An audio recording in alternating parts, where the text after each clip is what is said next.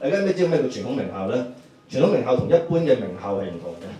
一般名校咧就係你嗰個先生教得好好，所以咧啲學生就10優啊、8優啊、9優啊咁樣，好有明顯嘅因果關係嘅。但係傳統名校係咩咧？就係學生都7優啊、8優啊、9優、10優嘅，但係先生啲教咧就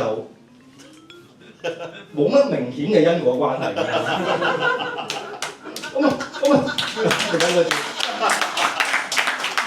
咁但係因為佢標榜係咩咧？喂，唔使點教，啲學生叻。咁我哋呢啲叫做好勝心重嗰啲啦，就梗係想練下試下佢啊咁樣去啦。咁我最好彩咧，中山係咪嗰間叫做幾好嘅傳統名校？咁話説咧，有一日下學期咁樣嘅，咁啊我哋中文堂咯，中文堂我哋個老師叫黃老吉啦。點解叫黃老吉咧？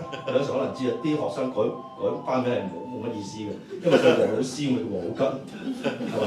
咁黃老吉就話啦，我咧就嚟緊咧就有個中文辯論比賽，有冇人有興趣？有4個位。咁啊説時遲那時快咧，就有3個舉手啦。咁呢3個就好勁㗎，可以話好勁。佢一個咧就係我哋當年考第1嗰個，咁幾年之後做到10優啦。